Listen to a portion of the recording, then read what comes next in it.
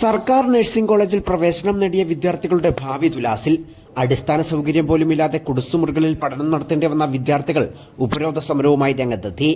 ആരോഗ്യമന്ത്രിയുടെ മണ്ഡലമായ പത്തനംതിട്ട സർക്കാർ നഴ്സിംഗ് കോളേജിലെ വിദ്യാർത്ഥികൾക്കാണ് ഈ ദുര്യോഗം. കോളേജിന് ഇന്ത്യൻ നഴ്സിംഗ് കൌൺസിലിന്റെ അംഗീകാരം ലഭിച്ചിട്ടില്ലെന്നാണ് വിദ്യാർത്ഥികൾ പറയുന്നത്. 2.5 ഏക്കർ ക്യാമ്പസ് വേണമെന്ന നിബന്ധനയുള്ളിടത്ത് നഗരത്തിലെ കുടിസുമുറിയിലാണ് കോളേജ് പ്രവർത്തിക്കുന്നത്. കോളേജ് ബസ് ഇല്ലെങ്കിലും ബസ് ഫീസ് വാങ്ങുന്നുണ്ട്. ഹോസ്റ്റലില്ല. അനാട്ടമി പഠനത്തിന് കയ്യിൽ നിന്ന് കാശ് മുടക്കിയാണ് കോന്നി മെഡിക്കൽ കോളേജിൽ പോകുന്നത്. ആദ്യ ബാച്ച് അടുത്ത വർഷം ഇറങ്ങാനിരിക്കെ നഴ്സിംഗ് കൌൺസിലിന്റെ അംഗീകാരമില്ലാത്തതിനാൽ ജോലി തുലാസിലാണെന്നും വിദ്യാർത്ഥികൾ പറയുന്നു. മഴയത്തും വിദ്യാർത്ഥികൾ ഉപരോധ സമരം തുടർന്നതോടെ കളക്ടർ ചർച്ചയ്ക്ക് വിളിച്ചു. എന്നാൽ കഴിഞ്ഞ വർഷവും ഇത്തരത്തിൽ മന്ത്രി ഉൾപ്പെടെ ചർച്ച നടത്തി എല്ലാം ശരിയാകുമെന്ന് വാഗ്ദാനം നൽകിയെന്നും അത് ഇത്തവണയും നടക്കില്ല എന്നാണ് വിദ്യാർത്ഥികൾക്ക് പറയാനുള്ളത്. News bureau, Pathanamthitta.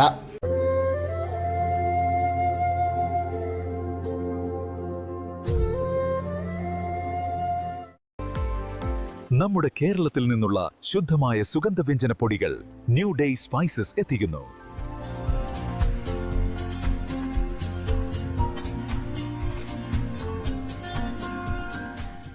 New day spices